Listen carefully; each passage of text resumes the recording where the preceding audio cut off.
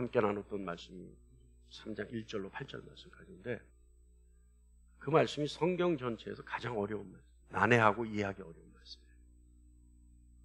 그래서 영국의 명설교 마틴 로이드 존스 목사님이라는 분이 있는데 그분이 뭐라 그랬냐면 로마서 3장 1절로 8절이 성경의 말씀 중에 가장 난해한 해석하기 어려운 말씀. 그 중에 하나다. 몇 개가 있겠죠. 그 정도로 지난주 우리가 함께 나눴던 말씀이 어려운 말씀이에요. 근데 뭐 여러분 우리는 그래도 좀 쉽게 이해할 수 있었죠. 네. 자, 그런데 여러분 우리 믿음의 일부분으로 우리가 가지고 있는 믿음의 일부분으로 우리는 어떤 믿음을 가지고 있냐면 성경은 하나님의 영감에 의해 쓰여졌다라고 우리는 믿고 있어요. 그죠? 그래서 성경은 인간이 쓴 거 아니야. 인간이 썼지만 인간의 마음과 인간의 생각이 쓴 것이 아니라 하나님이 그들의 영을 감동시켜서 쓴 것이다. 우리는 그렇게 믿고 있죠. 자, 그런데 하나님은 로마서의 말씀들을 바울에게 영감을 주셔서 쓰게 하셨다면 왜 그렇게 어렵고 난해하게 영감을 주셨을까? 여러분 어떤 말씀은 성경 66권 중에 막 잘 읽어지고 다 이해해야 되는 말씀이 있지만 어떤 거는 도저히 난해해서 읽기 힘든 말씀들이 있죠. 잠언, 시편, 전도서 이런 건 너무 쉽잖아요. 근데 욥기 같은 거 읽으면 좀 까다롭기도 하고 이사야서 읽으면 전혀 무슨 그러니까 예언서 쪽으로 가면 어려워요. 계시록 어때요, 여러분? 지금 우리 로마서 계시록 강의 지금 우리 금요일 날 하고 있습니다만 지금 4년째예요. 3년째. 그렇게 어려워요. 자, 그런데 하나님은 왜 그렇게 어렵게 말씀을 주셨느냐? 좀 쉽게. 네. 왜 그랬었을까요? 물론 쉽게 이해되는 말씀도 있죠. 그런데 왜 그렇게 어렵게 주셨느냐? 자, 이 질문에 존 파이퍼라는 목사님은 정리를 해요. 왜 그렇게 어렵게 주신 말씀이 있는지. 여러분 잘 한번 들어보세요. 재밌어요. 첫 번째는 성경을 읽을 때 왜 그렇게 이해하기 어렵고 복잡하고 난해하냐. 그런 말씀들이 하나님은 그 저자를 통해 왜 어려운 그 영감을 주셔서 그렇게 썼을까? 첫 번째는요. 우리에게 절망감을 주기 위해서 그렇게 썼대요. 이게 더 난해하죠? 이게 성경 말씀보다 더 난해하죠? 왜 그렇게 어려운 말씀을 이해하기 복잡하고 난해한 말씀을 해석하기 어려운 그런 난해한 말씀을 주셨느냐? 첫 번째가 우리에게 절망감을 안겨주기 위해서 하나님이 일부러 그러셨대요. 이제 막 복잡해지기 시작합니다. 추리소설 같아요. 그죠? 왜 그랬느냐? 그 복잡하고 난해한 이해하기 어려운 말씀을 접하는 순간 우리에게 절망감을 주셔서 우리가 그 순간조차도 철저하게 하나님을 의지하게 하여. 할렐루야. 그러니까 그렇게 딱 이게 뭐야? 이랬을 때 하나님 도대체 이게 무슨 말씀이에요? 이렇게 하게 하라. 하나님이 저에게 이 말씀을 해석하게 안 하면 제가 도무지 알 수가 없네요. 이 말씀이. 경망스러운 표현이지만 하나님은 철저하십니다. 애누리 없어. 절대 애누리 없어. 하나님은요. 틈이 없어요. 그것조차도 계획하신 거예요. 이미. 우리가 그냥 덜컥 내가 이렇게 무식했던가? 제가 그랬어요. 은혜 받고 이사야서 읽고 쓰는데 일본말로 썼단 말이에요. 그때 이사야서를 한글로 읽어도 어려운데 일본어로 썼다고요. 필사를 했다고. 근데 제가 그걸 쓰면서 그랬어요. 내가 이렇게 무식했던가. 나중에 한글로 읽었는데도 안 돼. 나 한글로 된 글을 보면서 이해하지 못한 게 그때가 처음이에요. 내 지식의 한계를 느끼겠더라니까. 그게 뭐예요? 절망감이었던 거예요. 그래서 뭐 했냐면 주석책을 사다 놓고 봤는데 주석책이 더 어려워. 이게 더 헷갈려. 그래서 기도하게 돼요. 자, 고린도전서 2장 14절에 육에 속한 사람은 하나님의 성령의 일들을 받지 아니하나니 이는 그것들이 그에게는 어리석게 보이며 또 그는 그것들을 알 수도 없나니 그러한 일은 영적으로 분별되기 때문이라. 육에 속한 사람, 다시 말하면 삶 속에서 성령이 일하심이 없는 사람, 이 사람들은요 하나님의 계시 앞에서 절망감을 느끼죠. 그 절망감 앞에 하나님의 도우심이 간절히 필요합니다. 또 하나님의 영에 속해 있으나 아직 한계가 있는 사람, 그래서 아직도 죄성이 여전히 남아있는 사람, 이 사람들도 마찬가지죠. 하나님의 말씀 앞에 절망감을 가지게 됩니다. 근데 하나님이 그것을 기획하셨다는 거예요. 그래서 성경을 펴고 하나님의 말씀에 도저히 그 장대한 벽 속에 부딪혔을 때 어떻게 해요? 나의 한계를 깨닫고 하나님 앞에 철저하게 도움을 요청하게 됩니다. 할렐루야. 그러니까 여러분, 성경이 어렵다고 해서 투정 부리지 마세요. 어떻게 하라고요? 역시 이것도 하나님이 주셔야 됩니다. 기도할 수 있는 저와 여러분 되기를 간절히 바랍니다. 두 번째는요, 그 상황 속에서 간절하게 하나님의 도우심을 기도한다는 거예요. 그 상황 속에서. 그래서 시편 25편 5절에 주의 진리로 나를 지도하시고 교훈하소서. 그러니까 하나님의 말씀으로 나를 지도하시고 나를 좀 가르쳐 주세요. 이렇게 기도한다는 거죠. 하나님은요, 난해한 영감의 말씀을 통해서 절망감을 안기시고 또한 하나님을 의지하고 하나님의 지혜를 간절히 원하며 하나님의 도우심을 바라며 부르짖기를 원하십니다. 그래서 여러분, 어려운 말씀이 있을 때 골방에 들어가서 부르짖으세요. 하나님, 이 말씀이 왜 나에게 이렇게 어려운지, 내가 어디에 막혀 있는지 나에게 알게 좀 해주세요. 할렐루야. 성경을 안 보니까 목사님 아무리 좋은 말이라도 나에겐 필요 없어요. 어차피 안 볼 거니까. 오늘서부터 읽기를 바랍니다. 할렐루야. 예. 세 번째는요, 하나님이 우리가 그런 말씀을 붙잡고 숙고하기를 원하신대요. 깊이 있게 생각하기를 원한다는 거예요. 깊이 있게. 디모데후서 2장 7절 말씀에 내가 말하는 것을 생각해보라. 주께서 범사에 내게 총명을 주시리라. 할렐루야. 총명이 뭔지 아세요, 여러분? 총명이 무슨 뜻인 줄 아세요? 저를 보세요. 총명이 무슨 뜻인 줄 아세요? 예? 솔로몬이 하나님께 뭘 기도했어요? 솔로몬이 하나님께 뭐를 달라 그랬어요? 듣는 마음을 달라 그래요. 듣는 마음. 총명이 뭔지 아세요? 기총자 밝을 명자. 귀가 밝다는 거예요. 그러니까 우리가 머리가 좋다는 게 아니라 넌 총명하구나가 머리가 좋다는 게 아니라 뭐예요? 잘 들을 줄 안다는 거예요. 잘 들을 줄 안다. 근데 누구 말을 잘 들어야 돼요? 하나님 말씀을 잘 들어야 돼요. 그래서 우리 노건사님도 귀가 어두우면 안 돼요. 그래서 그때는 얼른 보청기 하죠. 진짜. 진짜예요? 진짜예요. 이거는 그래서 한의에서도 귀가 어두우면 사람이 멍청해진다 그래요. 멍청해진다. 그러니까 들어야 돼요. 그러니까 뭐예요?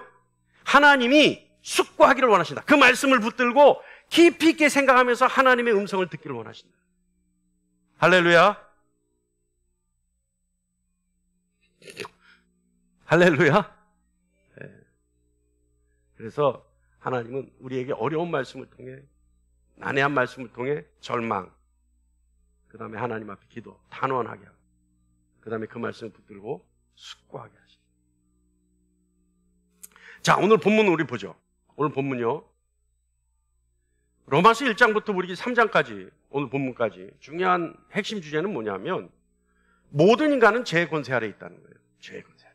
그렇기 때문에 예수 그리스도를 믿는 믿음을 통해 하나님이 우리에게 허락하신, 그러니까 은혜로 주시는 선물을 받아야지만 한다. 그렇지 않고서는 절대 하나님과 화목을 이룰 수 없다 라고 하는 것이 1장부터 3장까지의 바울의 주장입니다. 자, 그러면 오늘 본문 말씀에 역시 뭐라고 되어 있냐면 유대인이나 헬라인이나 다 죄 아래 있다 이렇게 얘기해요.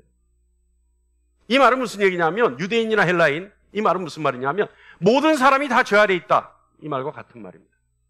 유대인은 뭐예요? 하나님의 선택을 받은 하나님의 백성들을 얘기하는 거죠. 그럼 여러분은 영적 유대인이라 우리 몇 주 전에 그걸 가지고 우리 설교의 말씀 들었죠? 예? 여러분 뭐라고요? 영적 유대인이다. 우리는 영적 출애굽을 감행해서 어디로 가고 있다? 영적 가나안 땅으로 가고 있다. 맞습니까? 할렐루야. 여러분은 영적 유대인이란 말이에요. 그러니까 하나님의 선택을 받은 사람들을 총칭해서 유대인 이렇게 얘기하는 거예요. 그렇다면 헬라인은 뭐냐? 유대인이 아닌 나머지 사람들 중에 그때 당시에 헬라인이 가장 지혜로운 사람들이었잖아요. 지식도 풍부하고 여유도 있고 물질의 여유도 있고. 그러니까 유대인을 뺀 나머지 사람을 대표하는 족속. 그러니까 이 말은 무슨 말이냐 하면 모든 사람을 얘기해서 유대인이나 헬라인이나 이렇게 얘기하는 거예요. 자, 근데 이 사람들이 다 죄의 권세 아래에 있다라는 거예요. 여러분, 죄의 권세 아래에 있다는 거 이제부터 잘 들으셔야 돼요. 죄의 권세 아래에 있다는 말은 무슨 말이냐면 가끔 죄를 짓는다는 말이 아니에요. 가끔 죄를 짓는다는 말이 아니라 죄의 노예로 살아가고 있다는 말이에요. 이게 죄 아래에 있다라는 거예요. 죄의 권세 아래에 있다는 거예요. 죄의 노예로 살아가고 있다는 거예요. 자, 세상이 바뀌어도요, 절대 기독교가 버릴 수 없는 진리, 이것이 뭐냐 하면 죄입니다. 그래서 기독교는 뭘 하는 종교예요? 죄를 해결하는 종교예요. 인간의 죄를. 우리가 알고 있듯이 하나님은 인간을 하나님의 형상으로 창조하셨죠. 그런데 인간은 모두가 죄를 지었어요. 그래서 죄의 세력으로 들어가 버렸어요. 이게 창세기 1장 말씀입니다. 그리고 그 후로요, 인간은 본질적으로 악해요. 선하지 않아요. 여기서 선하다는 착할 선자를 얘기합니다. 착하지 않다는 얘기예요. 여러분, 인간의 죄성이 아이들 보면 알아요. 아이들 보면. 가르쳐주지 않았는데 얼마나 그렇게 거짓말을 잘하는지. 아이들이요, 자기 유리한 대로 얼마나 거짓말 잘해요. 그죠? 가르쳐주지 않았는데 절대 직권 안 뺏겨요. 아이들일 수가 어때요? 손주 키우는 분들 어때요? 아이들 보면. 그냥 예쁘다고, 그냥 눈에 넣어도 안 아프다고, 그냥 예쁘다고 하지 말고 인간으로서 자세히 한번 보라고. 예? 우리 여기 손주 키우는 분들 꽤 계시잖아요. 어때요? 아, 인간이 이렇게 약하구나. 절로 나온다니까 절로 그 말이. 예?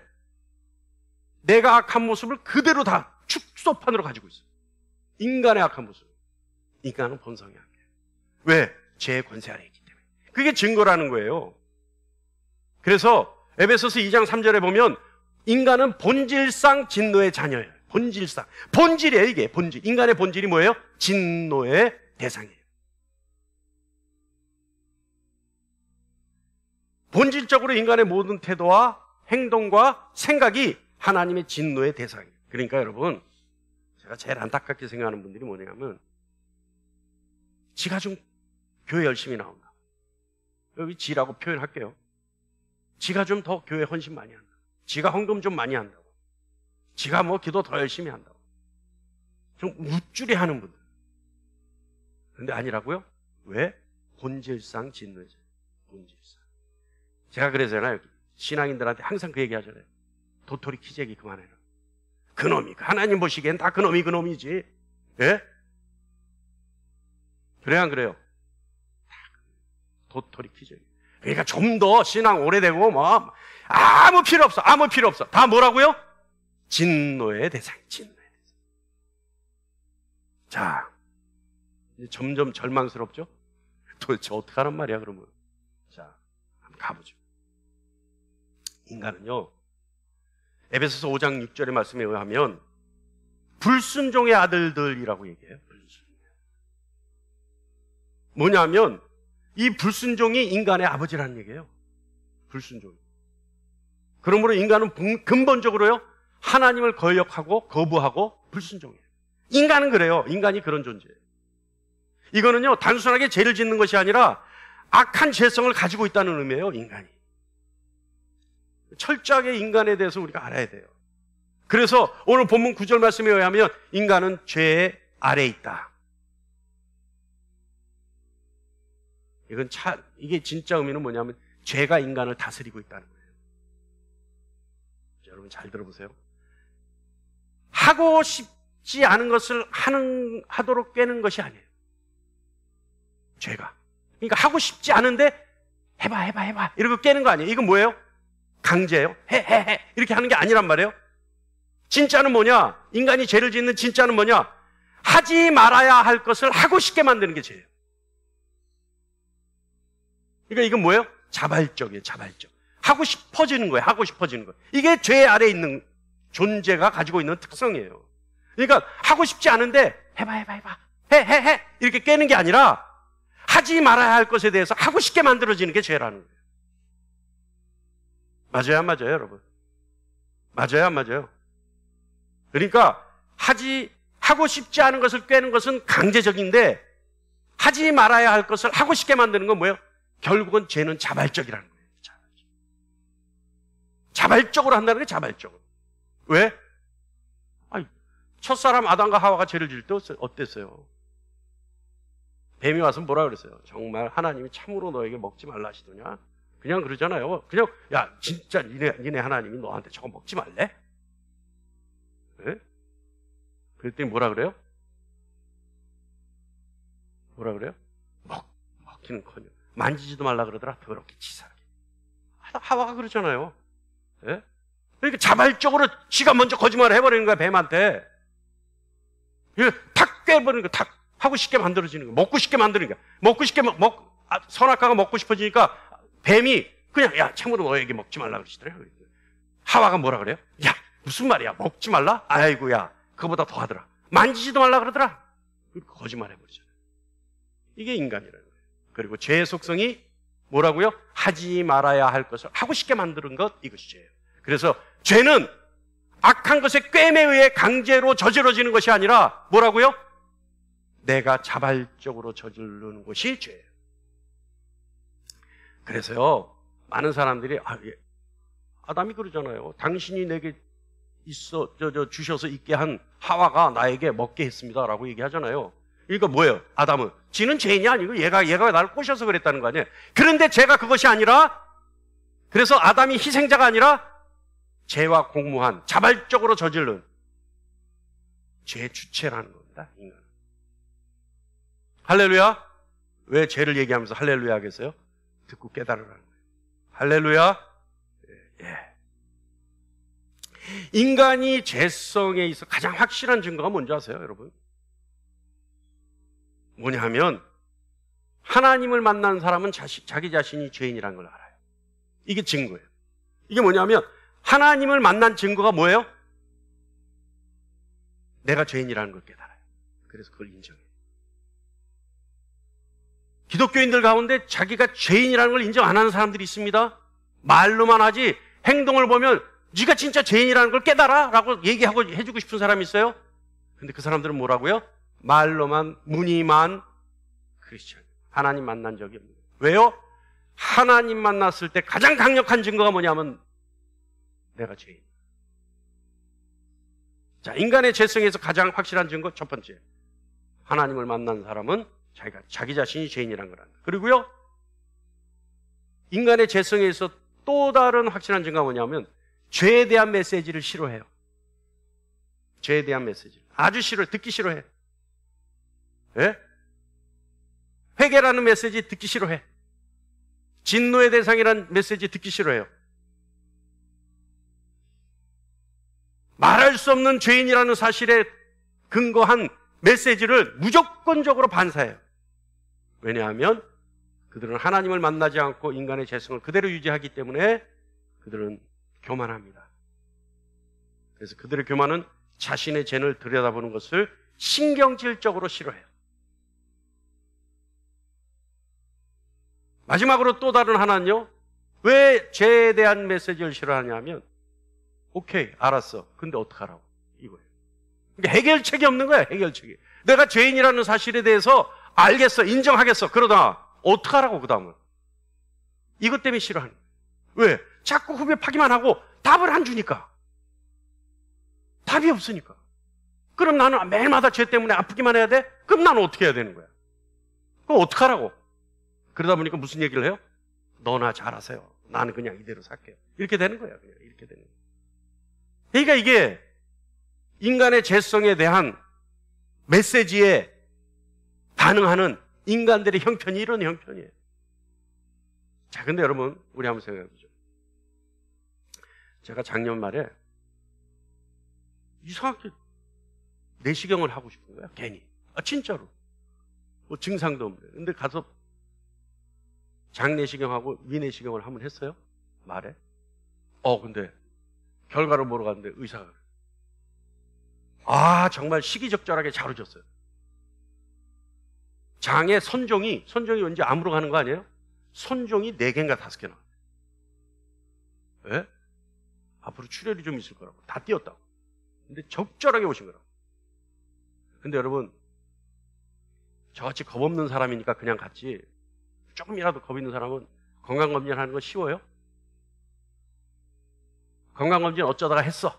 결과 보러 갈 때 어때요, 마음이? 괜히 죄인처럼 의사 앞에 네 선생님 이러고 들어가잖아요. 괜히 의사한테 아이고 선생님 뭐 똑똑똑 안 하던 놓고도 하고 선생님한테 의사한테 괜히 들어가면서 아이고 선생님 안녕하세요. 예? 그리고 앉아서 손모고 다소곳이 있잖아요. 무슨 얘기가 나오나 그 사람 입만 보고 있잖아요.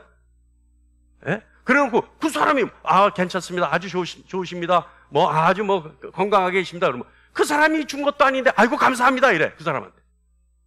왜요? 쫄았거든. 왜 쪼는 줄 알아요? 대안이 없으니까 쪼는 거예요. 혹시 무슨 암이라 그러면 대안이 없는 거예요. 그 다음부터는 의사가 뭐 해줄 것도 아닌데 어떻게 해요? 그 의사도 100% 낫게 해줄 그럴 사람은 아니잖아요. 그러니까 그런 사람 앞에 가면 괜히 쪼는 거예요. 대안이 없으니까. 그러니까 우리가 건강검진을 해보면 이 사람이 담력이 좀 있다, 아니면 자기 건강에 자신이 있다, 또는 이 사람이 죽음에 대한 어떤 뭔가를 가지고 있다, 이걸 알 수 있단 말이에요. 근데 여러분, 의사의 암 선고보다 더 무서운 게 뭐냐면 너희는 죄의 권세 아래에 있고 진노의 자식이라는 것이 더 무서운 선고. 의사의 암 선고는요 대안이 없어요. 복골복이야. 그죠? 복골복 아니에요? 대안이 있어요? 어떤 사람은 4기암인데 낫고 어떤 사람은 초기암인데 죽어요. 대안이 없는 거예요, 대안이. 아직도 저하고 관계 맺는 3년 됐나? 6개월 유방암에서 폐암으로 전이된 6개월 산다는 자매 아직도 살아있어요. 암에서 다 사라져버렸어. 폐암 4기였어, 전이돼가지고. 근데 살아있어요. 깨끗해요. 없어요. 오히려 병원에서 안 해도 된대. 뭐예요? 복골복인 거예요, 그게. 잘못, 그 옆에 있는 사람은 같이 있었던 다 죽었다고. 예? 그런데 여러분, 다시 얘기하지만 의사의 암 선고보다 더 무서운 게 너는 죄 아래에 있고 너는 하나님의 진노의 대상이다. 이게 더 무서운 거예요. 근데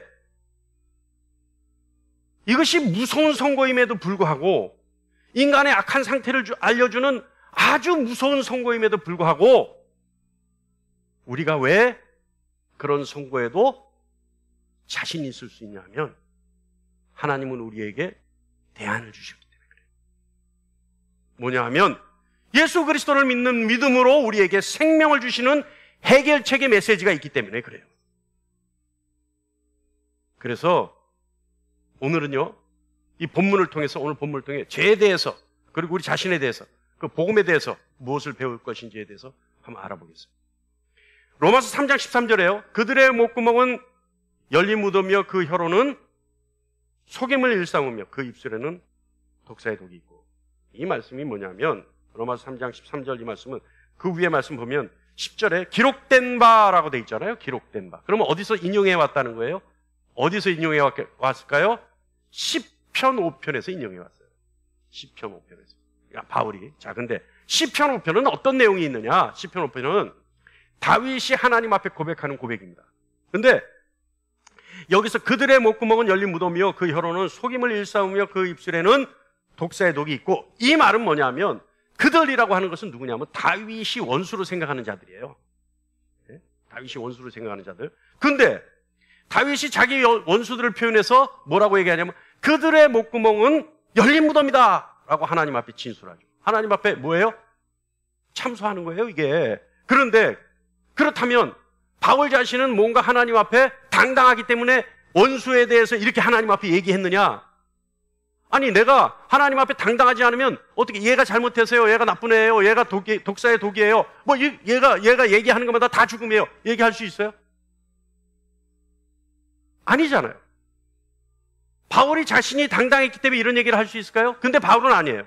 다윗은 아니에요. 다윗은 뭐라 그러냐면 같은 시편 5편 7편에 뭐라고 얘기하냐면 다 같이요. 시작. 오직 나는 주의 풍성한 사랑을 힘입어 주의 집에 들어가 주를 경외함으로 성경을 향하여 예배하리이다. 뭐라 그래요 다윗이? 하나님의 집에 들어가고 하나님을 경외하고 하나님을 예배할 수 있는데 무엇 때문에? 내가 당당하기 때문에? 천만에. 풍성한 사랑에 힘입어 할 수 있다는 거예요. 풍성한 사랑에. 그러니까 얘네 원수들도 나쁜 애들이지만 나 역시도 뭐라고요? 하나님의 사랑이 없으면 나도 이렇게 할 수는 없습니다. 이게 다윗의 고백이에요. 그래서 다윗의 이런 마음을 가지고 하나님 뭐라고 그러셨어요? 마음이 아파한 자. 다윗은요 엄청나게 나쁜 짓을 많이 하는데 언제나 그때마다 자기 자신이 죄인이라는 거예요. 하나님 앞에 낱낱이 고백해요. 지금 이 시편 5편도 다윗이 뭐라고 하냐면 하나님의 풍성한 사랑에 힘입지 않으면 나는 살아있을 수 없습니다. 자, 이 말 뜻은 뭐냐면 원수들의 목구멍은 열린 무덤과 같다고 말하면서 자기 자신 역시 어떻게 해요? 하나님의 긍휼함에 힘입지 않으면 하나님 앞에 나갈 수 없는 존재입니다 라고 얘기하는 거예요. 그래서요 바울이 왜 시편 5편을 인용했냐 하면 모두가 죄인이라는 사실을 강조하기 위해서 다윗의 얘기를 한 거예요. 다윗이 누구예요? 이스라엘에게, 유대인에게 가장 존경받는 왕이잖아요. 다윗도 그랬다는 거예요. 바울이 유대인들을 설득하면서 다윗 왕도 그랬다는 거예요. 다윗 왕도. 다윗 왕이 원수들을 원수로 봤지만 자기 역시도 의로운 자가 아니라 하나님의 긍휼함에 힘입지 않으면 절대 하나님 앞에 나갈 수 없는 존재로 인식했다라는 것을 얘기하는 거예요. 바울이 지금. 이해하십니까? 할렐루야. 할렐루야. 그래서요 다윗이 얼마만큼 자기 자신을 죄인이라고 얘기하냐면 시편 51편 5편의 말씀 보면 다 같이 시작. 내가 재악 중에 출생하였으며 어머니가 죄 중에서 나를 잉태하였나이다. 다윗이 뭐라 그래요? 나는 시부터가 죄인이라는 거예요. 근본이 죄인이라는 거예요. 선한 것이 하나도 없다는 거죠. 그래서 아까도 얘기했지만 바울이 시편의 다윗을 고백을 통해 우리에게 하고 싶은 말이 있는 거예요. 뭐냐면 인간은 하나님의 강력한 은혜가 아니면 절대적으로 타락한 존재예요. 그리고 시편 51편 7절로 8절 말씀처럼 그 고백처럼 하나님과 다윗의 관계, 이 회복된 것은 오로지 긍휼하심의 선물일 뿐이다. 자기 본성적으로는 아니다. 다 같이 한번 읽어볼까요? 시작. 우슬초로 나를 정결하게 하소서. 내가 정하리이다. 나의 죄를 씻어주소서. 내가 눈보다 희리이다. 내게 즐겁고 기쁜 소리를 들려주시사 주께서 꺾으신 뼈들도 즐거워하게 하소서. 뭐예요? 하나님이 나를 씻어주지 않으면 나는 안 해. 예? 하나님이 내 죄를 씻어주지 않으면 나는 아니라는 거예요.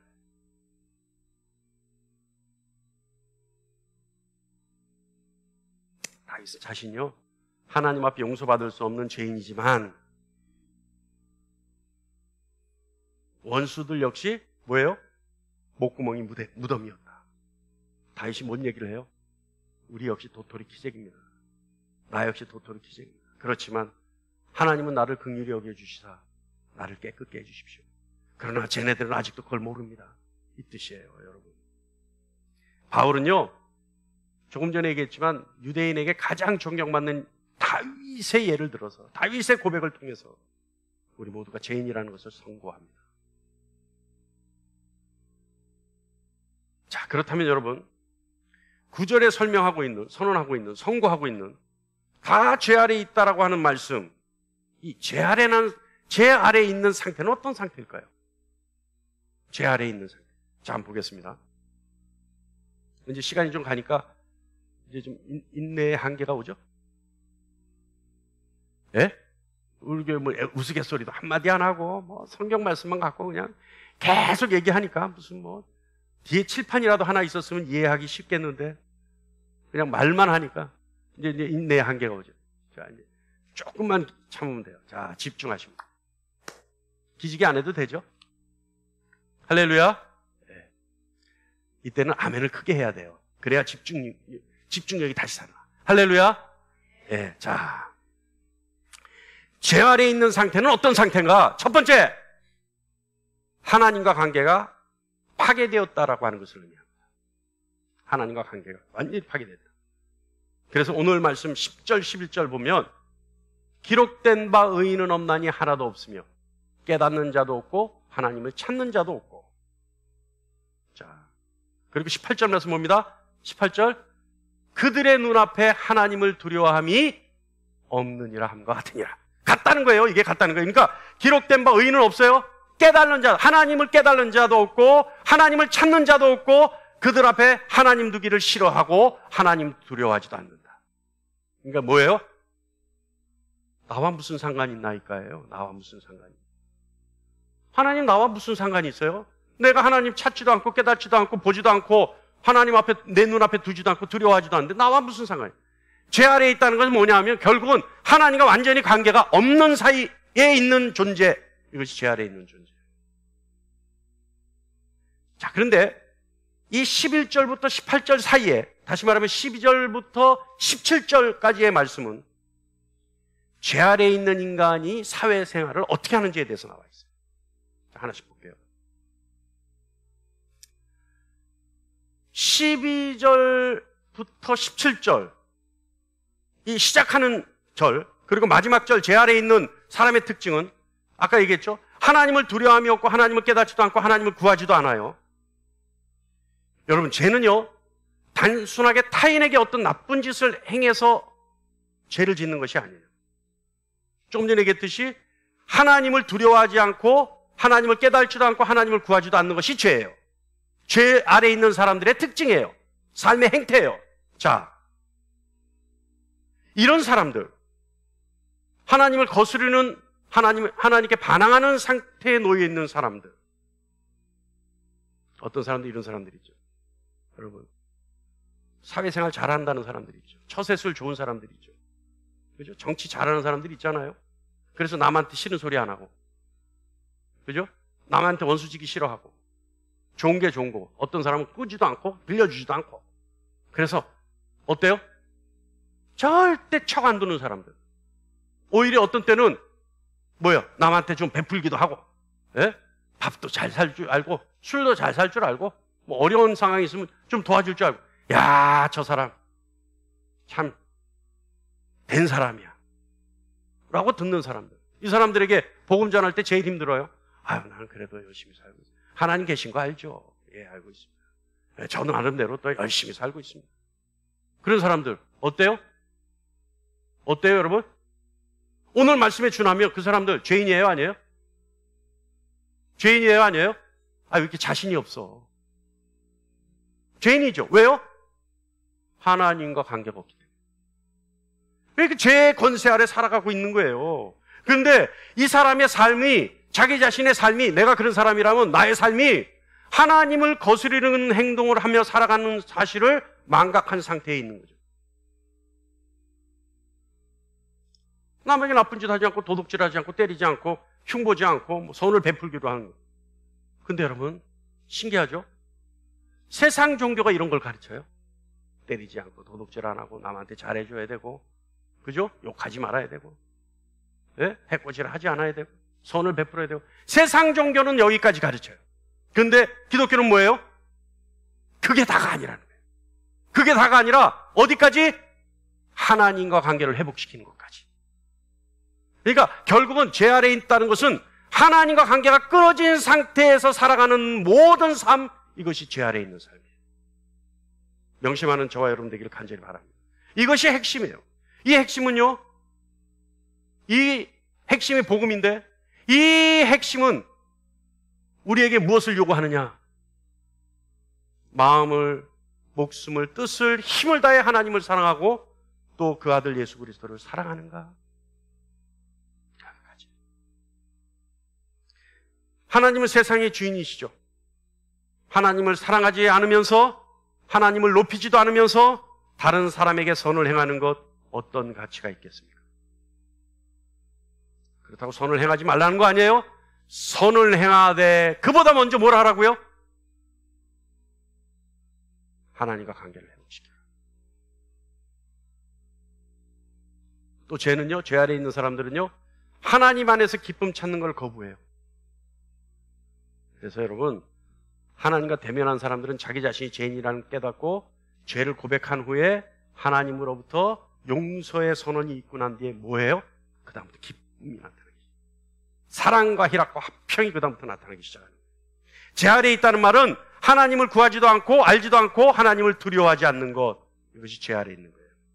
그런데요, 여러분, 하나님과 관계가 끊어져 있는 죄 아래에 있는 사람들이 하나님과 관계뿐만 아니라 그 다음부터는 나타나는 현상이 뭐냐? 인간관계도 파괴가 돼요. 하나님과 관계가 파괴된 후에 나타나는 것이 인간관계가 파괴돼요. 그러니까 요즘 여러분 점점 세상이 살기 힘들어져요. 믿을 놈이 없는 거예요. 맞아요, 안 맞아요? 맞아요, 안 맞아요? 믿을 놈이 없어요. 내 친구요, 내 이웃이요, 나에게 이익 없으면 절대 내 옆에 있지 않아요. 네? 그게 세상 사는 사람들의 이야기 아닙니까? 그런데요, 이 사랑과 인간과의 관계가 끊어진다, 파괴된다, 이것이 어디에 나와 있냐면 지금 기록된 바라고 하는 바울이 인용한 이 부분에 나와 있어요. 뭐냐면 13절부터 14절, 13절, 14절 다 같이 읽까요? 시작. 그들의 목구멍은 열린 무덤이요 그 혀로는 속임을 일삼으며 그 입술에는 독사의 독이 있고 그 입에는 저주와 악독이 가득하고. 뭐예요, 결국은? 하나님을 두려워하지 않고 하나님을 찾지 않고 하나님에게 구하지 않는 사람들은 하나님과 관계가 끊어지고 난 후에 어떤 일이 일어나느냐? 그 사람들의 입에서 사랑과의 관계를 끊는 모든 것들이 일어나요. 입에서. 입술이 열린 무덤. 무덤은 뭐예요? 죽음을 상징하는 거 아니에요? 그 입에는 속임이 있어요. 거짓이 있어요. 그 입술에는 독사의 독. 이것도 죽음이잖아요. 그 입술에는 저주와 악독이 가득해요. 그러니까 여러분, 말을 할 때 이 인간이 예수를 아는 인간인지 아니면 세상에 속한 인간인지 알려면 그 사람에 비해서 나오는 얘기를 들어보면 알아요. 자, 오늘 자기 입에 대고 이 시간 다 같이, 한 명도 예외 없이 다 같이, 내가 누구라고 지목 안 하잖아요. 시험 들까 봐. 자, 자기 입술에 손을 대고, 자, 지금 빨리 오른손을 대고 자기 입술에, 주님, 제 입술을 용서해 주세요. 주님, 고백한 자들에게 속죄함이 있기를 간절히 바랍니다. 예, 이거란 말이에요, 이거. 예? 얼마나 무서워요. 예? 입술을 통해서. 다음에 15절, 17절 한번 볼까요? 15절, 17절. 안 됐습니까? 본문. 자, 그러면 성경이 있으면 찾으시고 제가 그냥 읽겠습니다. 15절, 17절. 15절부터 17절까지예요. 그 발은 피 흘리는 데 바쁜지라 파멸과 고생이 그 길에 있어 평강의 길을 알지 못하고. 그 전까지는 뭐였어요? 입술이었어요. 이제는 삶의 행동으로 나타나는 거예요. 행동으로 나타나는 거예요. 하나님을 찾지 않고 알지도 못하고 높이지도 않을 때 생겨나는 이 일이 뭐냐면 사람을 죽이러 가는 곳마다 피 흘리러 바쁘다는 거예요. 피 흘리러. 그 발이 피 흘리는데 바쁘다는 거예요. 여러분, 지금 보세요. 15절, 그 발은 피 흘리는 데를 바쁜지라 파멸, 그리고 고생의 길이 있고 그들의 길은 평강을 알지 못한다. 여러분, 하나님이요, 이 세상 섭리하지 않으면 이 세상은 피바다예요. 인정하십니까? 하나님이 이 세상을 그래도 보존하고 이끌어가지 않으시면 이 세상은 무법천지예요. 피바다예요. 왜? 인간의 본성이 이런 거예요. 인간의 본성이. 그 발은 피 흘리는데 바쁘고 파멸과 고생의 길이 인간의 삶에 있고 평강의 길을 알지 못하기 때문에 언제나 분노와 화만 가득한 세상이 되는 거예요. 이게 현실입니다. 죄 아래에 있는 우리의 현실이 이거예요. 지금까지. 자, 그러면 의사방에 들어가서, 아유, 선생님, 결과가 나왔나 보죠. 네. 아야, 괜찮으십니다. 아직까지 멀쩡하시면 내년에 뵈면 되겠네요. 아이고, 감사합니다. 왜요? 내년에 보자 그러니까. 문제 없다니까. 근데 좀 이상한 게 있는데 큰 병원으로 가보시든지. 이거 제가 봤을 때 안 같은데. 아이고 선생님 어떻게 해야 되죠? 그럼 그때부터 뭐예요? 의사가 하라는 대로 다 하죠? 예? 그래요 안 그래요? 그래요 안 그래요? 의사가 하라는 대로 다 하죠? 예? 왜? 거기서 이제 뭔가 희망의 끈을 잡으려고. 근데 그것도 의사가 뭐라 그래요? 항상 이렇게 하면 낫습니다 그래요? 그럼 의료법으로 걸려요. 낫는다 그러면. 안 낫을 때 어떡하라고? 그럼 어떻게 해요? 최선을 다하겠습니다. 제일 치사한 말이 최선을 다한다는 거예요. 그잖아요. 예? 그런데 여러분, 그 최선을 다한다는 말에도 그냥 한 가닥의 희망을 걸고 자기 인생을 몰빵한단 말이야. 그런데 진노의 대상이라고 하는 이 강력한 선포 앞에서 우리가 주눅들거나 얼굴이 초죽음으로 바뀌지 않는 이유는 뭐냐? 하나님이 대안을 주셨다. 그래서 죄 아래에 있는 사람들에게 기쁜 소식을 주셨다는 거예요. 그래서 우리가 당당하게 살아갈 수 있는 거죠. 하나님의 그 선고가, 바울의 그 선포가 무섭지 않은 거예요. 그래서 죄 아래에 있는 하나님의 진노의 대상, 우리가 하나님의 긍휼하심이 풍성한 그 하나님을 믿기에, 그 하나님이 인간의 죄에 대해서 구원할 방법을 마련해 주셨기에 우리는 그것을 복음이라고 얘기하는 겁니다. 할렐루야. 그래서 하나님이 이 방법을 강구해 놓으셨기 때문에 에덴 동산에 선악과를 심어 놓을 수 있는 거예요. 로마서 3장 21절로 22절 말씀 다 같이 한번 읽어볼까요? 시작. 이제는 율법에 하나님의 한 의가 나타났으니 율법과 선지자들에게 증거를 받은 것이라. 곧 예수 그리스도를 믿음으로 말미암아 모든 믿는 자에게 미치는 하나님의 의니 차별이 없느니라. 할렐루야. 이것이 복음이라는 거예요. 그러니까 진노의 대상이라는 선고 앞에서 우리가 한 가닥 희망이 아니라 완전한 소망을 품을 수 있는 것은 복음, 예수 그리스도를 믿는 믿음으로 말미암아 하나님의 차별 없으신 은혜가 모든 자에게 풍성히 나타나는 것, 이것이 대안입니다. 할렐루야. 할렐루야. 여러분, 예수 그리스도를 믿고 죄에서 돌이키기 바랍니다. 내가 나를 구원하겠다라고 하는 이 교만에서 벗어나기를 바랍니다. 그자에게는 하나님의 의가 선물로 주어질 것입니다. 속죄함이 하나님의 의의 선물입니다. 이를 위해 예수 그리스도는 십자가에 죽으셨습니다. 여러분, 여러분의 믿음으로 하나님과 화목되기를 간절히 원합니다. 여러분의 믿음으로 하나님을 철저하게 신뢰하기를 간절히 원합니다. 그래서 여러분 진노 아래에 있는, 죄 아래에 있는 진노의 대상이 아니라 하나님을 기쁨을 이기지 못하게 하는 사랑의 대상이기를 간절히 원합니다. 주님 오시는 그날 주님 앞에 당당히 나아갈 수 있는 저와 여러분 되기를 간절히 축원합니다. 기도하겠습니다. 주님 감사합니다.